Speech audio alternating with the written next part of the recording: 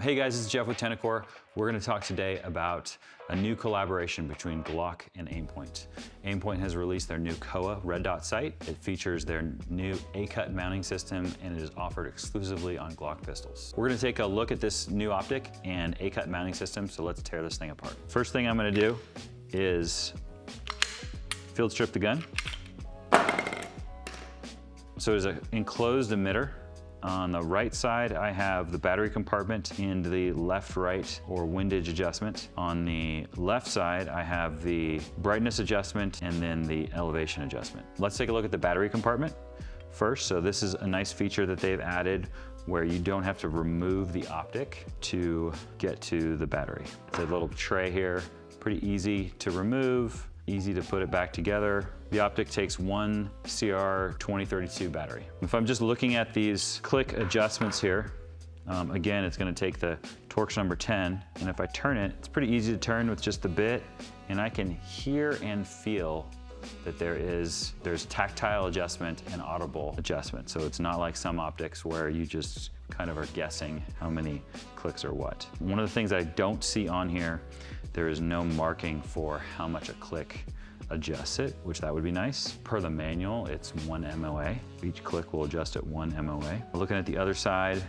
so there's good clear instructions here on the other side with regard to the brightness adjustment. So there's a plus that says for increasing the brightness, which does increase the brightness, and a minus for decreasing the brightness. And then to turn it off, you just press and hold the minus. So looking here now at the rear sight, so this is a metal rear sight that is part of the mounting system. So again, it's going to be the Torx T10 that removes it. So we're going to go ahead and loosen these screws a bit. So pretty simple. So just looking here at it, it looks like there's two cutout recessed areas on the side of the slide that made up with the optic. And so that looks like that primarily meets it there, and that helps with windage stability. And then on the front here, there's a little nose here and a recessed part here, and it just cams in. And so there's an angled part here on the back. So the tighter you make this, the more it's gonna press down on the optic and push it forward into the front. So if we compare this to other platforms where you have to send off your slide to get direct milled, or it has some sort of plate system like the Glock MOS plate, there's less parts, so there's less things to fail. You're not reliant upon posts and other things sticking up out of the mounting plate into the optic. And then those posts have to be within a certain spec, and then the holes in the optic have to be within a certain spec. So I think that's an advantage that it doesn't have that. You also don't have holes being drilled all the way through into the internal working parts of the slide. And so there are some times, and obviously this is user error, but sometimes people will use the wrong screw. They'll over-insert the screw into the extractor spring channel and make the gun not work anymore. Can you put this on backwards?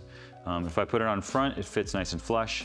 If I put it on backwards, it doesn't seat properly. So will Aimpoint and Glock get people reaching out to them saying, hey, I can't install it, doesn't fit on correctly? Probably, but all they have to do is turn it around and then it seats correctly. I think the rear sight integration is a good thing. For the most part, rear sights and iron sights they're backup sights. They're not a primary sighting system. So taking up the real estate on the slide for that dedicated backup system, I don't think is as important. And so they're able to move the optic back further on the slide, which I think is a good thing. And then they're able to basically integrate this rear sight into the mounting plate that holds the optic down. With the system, it appears you're losing your windage adjustment. And so that is okay, because again, it's just a backup. So one question will be the co-witness of the sights. People who are used to really tall suppressor height iron sights may not like this at all. They do co-witness, and you can see through there just on the bottom edge of the optic, but it is relatively difficult to see. They're trying to maximize the window and provide you with as much visibility as possible, which I think is the right way to lean into this. So overall, if we look at the size comparison between these two, it is pretty significant in really all dimensions. Like, I don't have this big added battery thing on here. Looks like there's two housings on here. It's like they got rid of the outer housing and they just have the inner housing. So it is significantly smaller than the Acro P2. Still a fully enclosed emitter, and so it comes back really far. It is either even or slightly thinner than the Glock slide, which is pretty rare. Most optics are slightly larger, if not significantly larger than a Glock slides. So here's the same optic, same A-cut system on a 43X, and here it is slightly wider than the slide, but not significantly wider. So same optic for both guns. So our understanding is these are gonna ship on guns pre-assembled from the factory, so there's not a requirement for any sort of installation.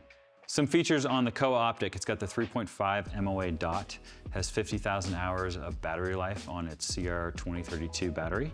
It has 4 night vision settings and 8 daylight settings, one of which is extra bright. Let's talk about holster fit and usage.